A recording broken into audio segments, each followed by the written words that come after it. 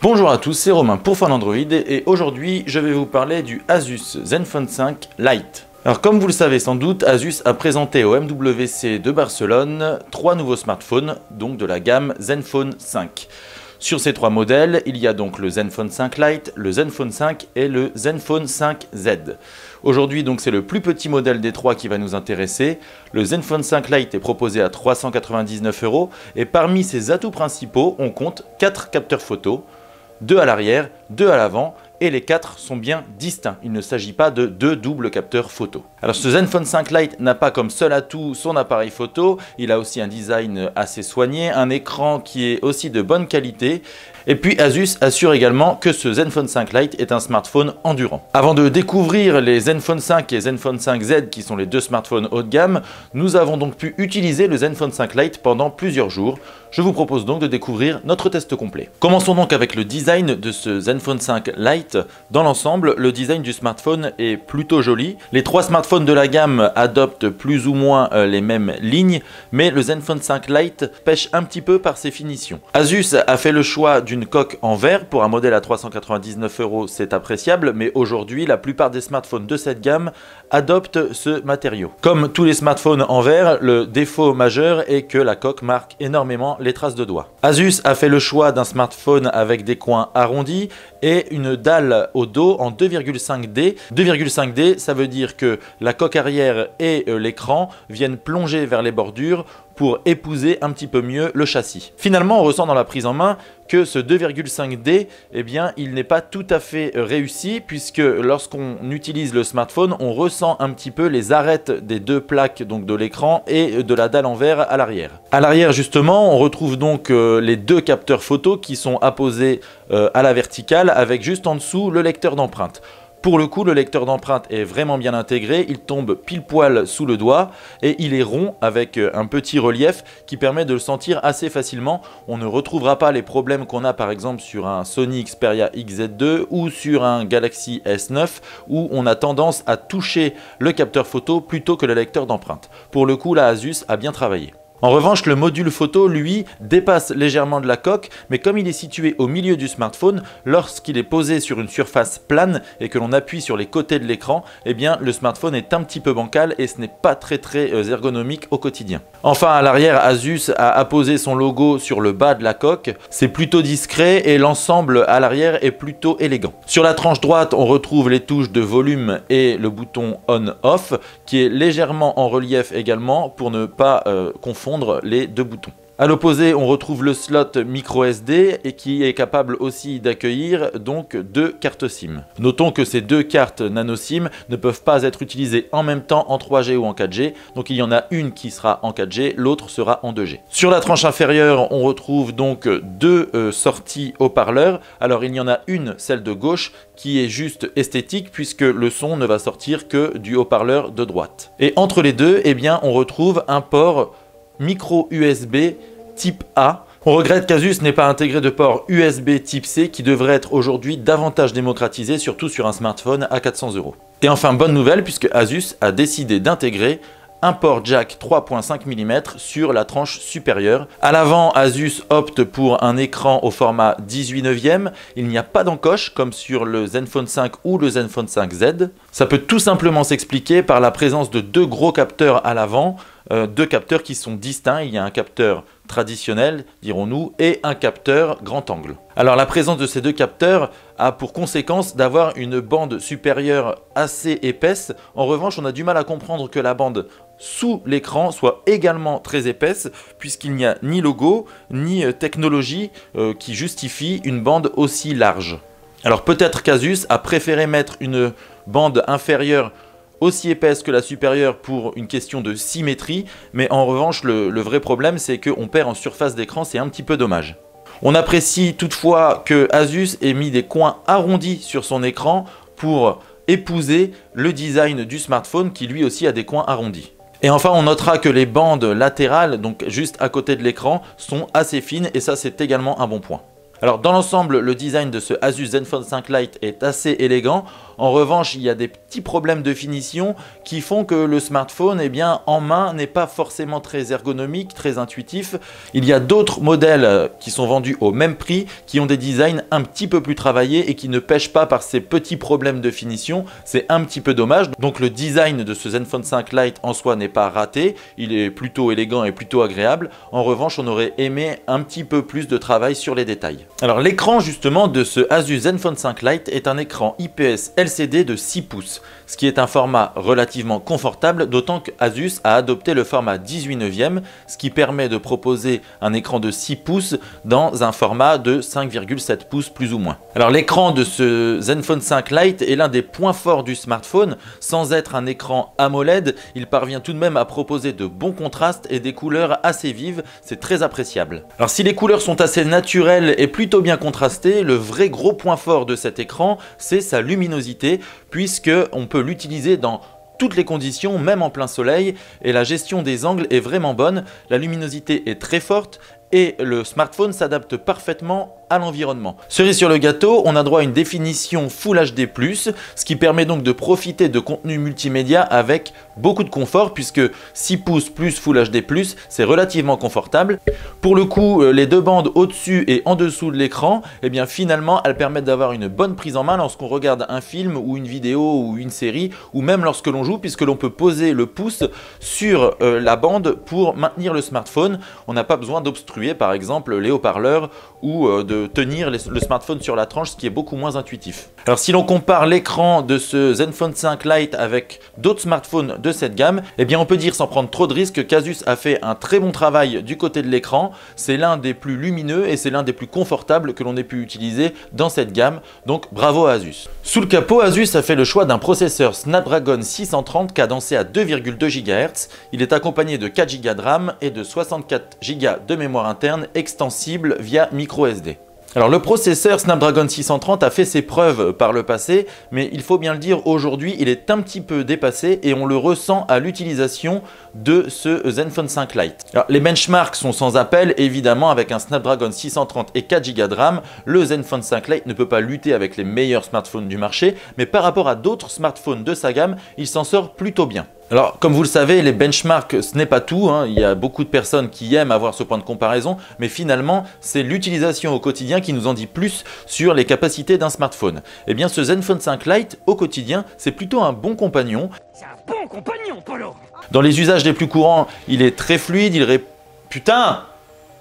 Chier, merde! Dans les usages les plus courants, il est très fluide et plutôt agréable à utiliser, mais il montre quand même quelques limites sur le multitâche. Il ne faut pas lancer trop d'applications gourmandes en même temps, sinon le smartphone va avoir tendance à ralentir, voire à laguer, voire même parfois à avoir quelques crashs sur certaines applications. C'est finalement dans le jeu que ce Zenfone 5 Lite montre ses limites, puisqu'avec les jeux les plus gourmands, le smartphone a beaucoup de mal à suivre.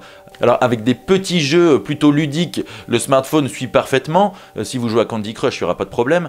En revanche, si vous lancez des jeux assez gourmands graphiquement, le smartphone va montrer ses limites et là ça va être un petit peu difficile. Déjà le rendu graphique n'est pas au maximum évidemment, mais le smartphone a aussi quelques ralentissements, on note aussi quelques lags et puis bien souvent avec les jeux vraiment très gourmands, on a des crashs et ça c'est un petit peu dommage. En revanche, on peut saluer la bonne gestion de la température puisque le smartphone ne chauffe pratiquement pas et lorsqu'il chauffe, c'est assez léger. Pourtant, on peut sentir qu'il est vraiment en train de lutter et même lorsqu'il lutte vraiment très fort, eh bien le smartphone ne chauffe pas énormément. La bonne nouvelle concernant ce Asus Zenfone 5 Lite, c'est qu'il intègre Android Oreo 8.0 et Zen UI 5, qui est la dernière version de sa surcouche maison. Alors on précise que sur notre version de test, nous n'avions pas Android Oreo, mais Android 7.1.1, mais avec Zen UI 5, donc nous avons pu utiliser la dernière surcouche tout de même en date. Alors concernant la partie logicielle, le Zenfone 5 Lite a du très bon, du bon et du moins bon. Alors lorsqu'on allume le smartphone pour la première fois, eh bien on se rend compte que l'interface ne ressemble pas vraiment à de l'Android stock. Zen UI est une surcouche tout de même très personnalisée, mais elle est plutôt agréable puisqu'elle est assez légère à utiliser, elle est fluide, les animations sont plutôt bien senties, c'est plutôt agréable et les menus sont assez clairs et assez intuitifs. Donc pour le coup, Zen UI, c'est une interface qui est assez ergonomique. En revanche, on regrette, comme chez beaucoup de constructeurs, qu'Asus ait intégré tout un lot d'applications préinstallées. Alors il y a des applications maison et il y a des applications partenaires. Ça commence à faire un petit peu beaucoup aussi sur ce smartphone. C'est un reproche que l'on fait à peu près toutes les marques qui ont tendance à fournir un peu trop d'applications préinstallées. Alors, parmi les bons points de la partie logicielle,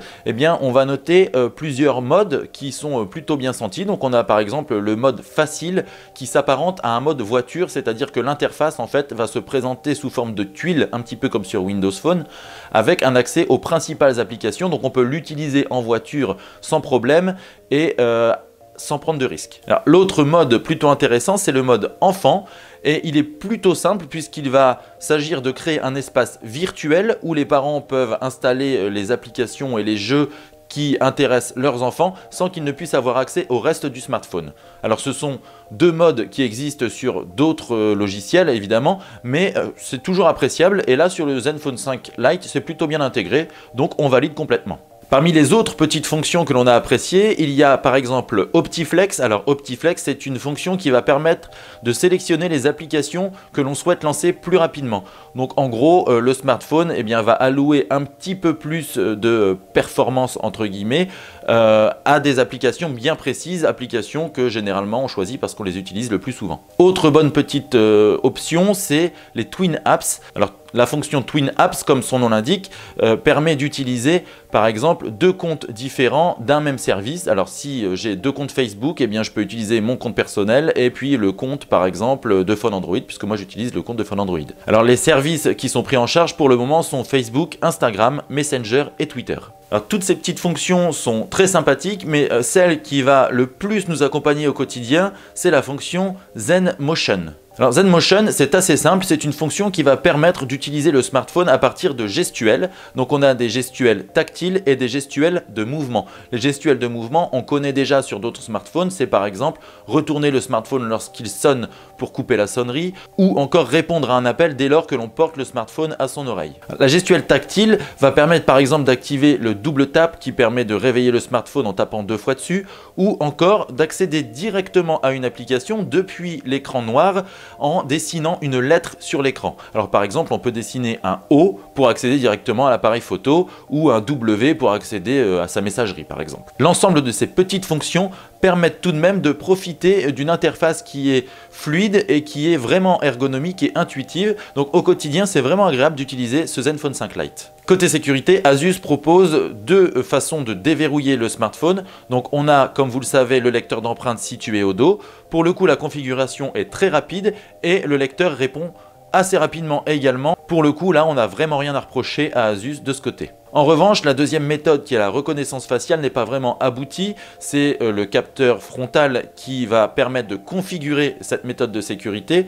Alors d'abord, le capteur frontal, ce n'est pas vraiment une forme de sécurité très fiable, mais au-delà de ça, c'est la reconnaissance du visage une fois configurée qui va être un petit peu compliquée. Selon les conditions de lumière, la reconnaissance faciale ne va pas fonctionner, ça va être vraiment aléatoire. Alors quand je dis conditions de lumière, ça ne veut pas dire lorsqu'il fait noir par exemple. Un contre-jour par exemple va complètement bloquer la reconnaissance faciale. S'il y a un peu trop de soleil, là aussi, la reconnaissance faciale va avoir quelques difficultés à reconnaître le visage. Et puis il faut aussi oublier le déverrouillage lorsqu'on porte des lunettes, le déverrouillage lorsqu'on a par exemple une écharpe qui va cacher une partie du visage, le déverrouillage avec une casquette, un bonnet, ou encore lorsqu'il n'y a pratiquement pas de lumière. Donc pour le coup, au niveau de la sécurité, on recommande vivement d'utiliser le lecteur d'empreintes puisque la reconnaissance faciale, là, elle n'est pas vraiment aboutie. Faisons un petit point sur la partie audio de ce Zenfone 5 Lite. Comme je le disais lorsque je parlais de la partie design, le Zenfone 5 Lite n'intègre pas deux haut-parleurs, mais un seul qui est situé sur la grille de droite sur la tranche inférieure. L'autre est donc purement esthétique. Alors dans l'ensemble, la qualité du son de ce Zenfone 5 Lite est tout à fait raisonnable. Pour un smartphone à 399 €, on n'a trop rien à reprocher. Alors quelques précisions tout de même. Nous déconseillons d'utiliser le smartphone à un volume très élevé, c'est-à-dire qu'à 100%, on a tendance à entendre des grésillements et de la distorsion, ce n'est pas très agréable. En revanche, à 80%, on a un volume qui est déjà confortable et qui ne présente pas les mêmes petits défauts que lorsqu'on pousse le volume à fond. Dans l'ensemble, les aigus et les médiums sont plutôt bien équilibrés. En revanche, les basses sont un petit peu trop discrètes. Alors ceci est dû tout simplement au format du smartphone qui est très fin et qui donc réduit la caisse de résonance. Et qui dit caisse de résonance réduite dit basse assez discrète. Avec des écouteurs, assez logiquement, la qualité du son s'améliore. Les écouteurs fournis sont plutôt honorables. C'est assez standard, mais ça fera l'affaire au quotidien. Attention quand même, il ne faut pas s'attendre à une qualité HD. Nous sommes sur un smartphone qui est commercialisé à 399 €. Ce n'est donc pas comparable aux modèles les plus haut de gamme. En revanche, on peut saluer la présence du Bluetooth 4.1 qui va permettre de connecter des casques et écouteurs qui sont un petit peu plus aboutis et de profiter peut-être d'une meilleure qualité audio. Et puis la bonne nouvelle du côté de l'audio quand même, c'est qu'il y a un port jack 3.5 mm et ça c'est plutôt appréciable puisque pour le moment c'est la norme qui reste la plus démocratisée à l'heure actuelle. Donc pour la partie audio, le Zenfone 5 Lite n'est pas un ténor du marché, mais on peut saluer quand même le travail fait par Asus pour proposer un smartphone à 399 € qui propose une qualité de son tout à fait honorable. Un point rapide sur l'autonomie de ce Zenfone 5 Lite. Alors avec une batterie de 3300 mAh, le smartphone a de quoi tenir un bon bout de temps au quotidien, d'autant que son processeur Snapdragon 630 ne requiert pas énormément d'énergie. Alors nous avons testé le smartphone sous Android Oreo 7.1.1. Je le rappelle, et donc toutes les optimisations qui sont dues au passage à Android 8.0 n'étaient pas présentes. Alors dans notre test, pour un usage assez complet, eh bien, le smartphone a tenu assez facilement la journée, voire un petit peu plus. Pour un usage un petit peu plus standard, eh bien, on peut miser sur une journée et demie d'utilisation. Alors si le smartphone est plutôt endurant, pour un smartphone de cette gamme, eh bien le problème majeur c'est la vitesse de recharge. Parce que ce Zenfone 5 Lite, eh bien il n'intègre pas de recharge rapide. Et même si certains modèles sans recharge rapide se rechargent assez rapidement, eh bien là, l'Asus Zenfone 5 Lite, lui, il lui faut environ 2h30 pour pouvoir se recharger complètement. C'est vraiment long, même pour un smartphone à 399 €. Le Zenfone 5 Lite semble intégrer 2 doubles capteurs photo, mais en réalité, il s'agit bien de 4 capteurs bien distincts. Il y en a donc 2 à l'arrière, 2 à l'avant.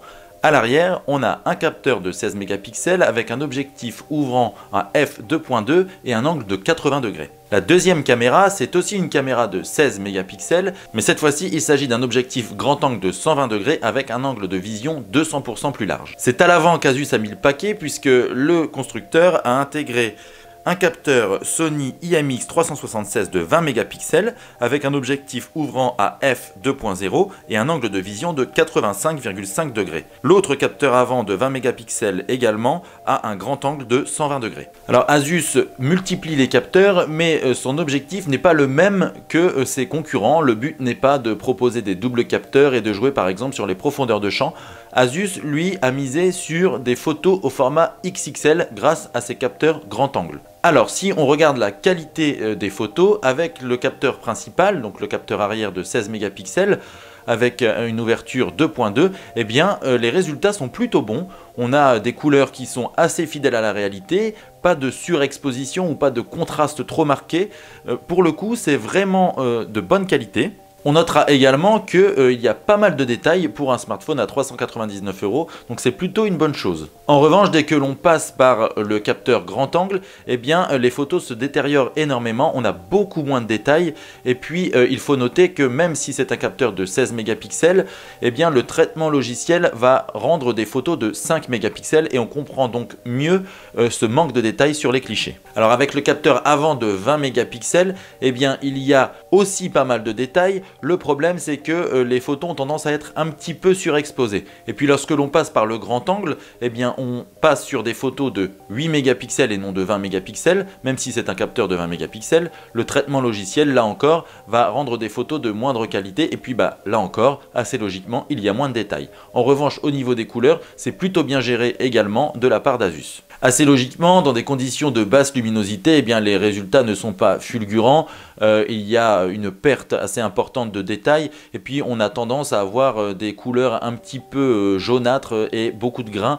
Ce sont des défauts que l'on retrouve sur la plupart des smartphones à 499 €. Même des modèles haut de gamme aujourd'hui ne parviennent pas à avoir des photos détaillées dans des conditions de basse luminosité, donc pour un smartphone à 400 €, on ne peut pas en espérer énormément de ce côté. Si on doit en fait comparer le Zenfone 5 Lite à ses concurrents, eh bien finalement il se situe plutôt dans la moyenne haute du côté de la photo, et puis on peut saluer surtout la proposition du constructeur qui est de ne pas jouer sur les profondeurs de champ, les portraits et tout ce qui est un petit peu tendance. Là la marque elle veut miser sur des photos grand angle, sur les photos de groupe, les selfies de groupe ou sur les paysages, donc ça c'est plutôt appréciable. L'interface photo quant à elle est plutôt sobre, on trouve assez facilement les différents modes de prise de vue, et puis on peut aussi préciser que Asus a préféré proposer quelques modes et non pas une blinde de modes de prise de vue qui ferait qu'on se perdrait assez facilement dans les menus. Là il y en a 5 ou 6 qui sont plutôt bien sentis. Alors parmi ceux qu'on a le plus apprécié, eh bien il y a le mode Pro qui est particulièrement ergonomique,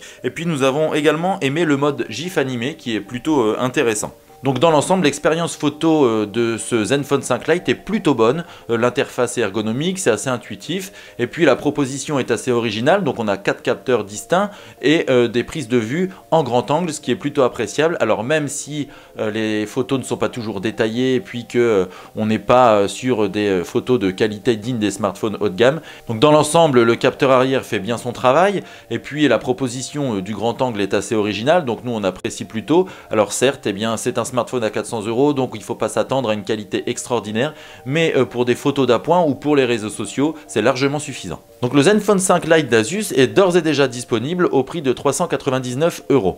À ce tarif, le smartphone est positionné face à de nombreux concurrents, puisqu'aujourd'hui de nombreux constructeurs, chinois notamment, proposent des smartphones compris entre 350 et 500 €. Le concurrent principal ici d'Asus est Honor, qui propose toute une gamme de smartphones concurrents, mais finalement le modèle le plus dangereux pour Asus, eh bien c'est le OnePlus 5T qui est encore disponible dans des stocks assez limités en fait chez les distributeurs qui avaient fait des stocks auparavant, puisque OnePlus ne le distribue plus à l'approche du OnePlus 6. Mais le souci c'est qu'aujourd'hui le OnePlus 5T, eh bien on peut le trouver aux alentours de 400 € assez facilement, et là on est sur un modèle qui est comparable à des modèles haut de gamme. Alors pour le coup, pour Asus, c'est un petit peu un coup dur, et son Zenfone 5 Lite, eh bien, il n'est pas tout à fait à la hauteur là pour se mesurer à un smartphone comme celui de OnePlus. D'ailleurs, il n'est pas non plus tout à fait à la hauteur pour se mesurer à d'autres concurrents, comme les smartphones de Honor par exemple. Certains modèles sont beaucoup plus aboutis. Le Zenfone 5 Lite en soi n'est pas un mauvais téléphone. Le problème, c'est qu'il a quelques petits défauts sur un petit peu tous les critères. Par exemple son design, eh bien, il a des finitions qui ne sont pas tout à fait abouties, les performances sont un petit peu en deçà des concurrents, et puis même si la qualité photo est bonne, eh bien finalement il y a des clichés qui sortent dans des qualités assez moyennes. Et puis surtout l'autonomie et sa recharge qui est très lente, ça c'est vraiment un point faible, alors que d'autres concurrents proposent des smartphones qui sur le terrain de l'autonomie sont pratiquement irréprochables. Alors est-ce qu'on conseille l'achat d'un Zenfone 5 Lite aujourd'hui? Eh bien au prix neuf, pas vraiment, puisqu'il y a des concurrents qui sont beaucoup plus intéressants, mais en revanche on peut attendre un petit peu, par exemple les offres de la rentrée des classes, où là le smartphone sera peut-être beaucoup plus abordable et où son prix sera beaucoup plus justifié par rapport à ce qui est proposé. Et puis évidemment on va attendre l'arrivée du Zenfone 5 et du Zenfone 5Z, qui sont des smartphones qui ont des fiches techniques un petit peu plus haut de gamme, et le Zenfone 5 lui devrait s'imposer comme le smartphone au meilleur rapport qualité-prix, puisque sa fiche technique est très séduisante, et pour l'avoir essayé au MWC, il est assez prometteur. Voilà, le test du Zenfone 5 Lite d'Asus est terminé, donc merci à tous d'avoir regardé cette vidéo. J'ai mis le lien complet du test là dans la description, et puis je vous invite comme d'habitude à nous suivre sur les réseaux sociaux, et puis à vous abonner à notre chaîne YouTube pour avoir d'autres vidéos de test et d'autres contenus évidemment. Il ne me reste plus qu'à vous remercier et à vous dire à bientôt.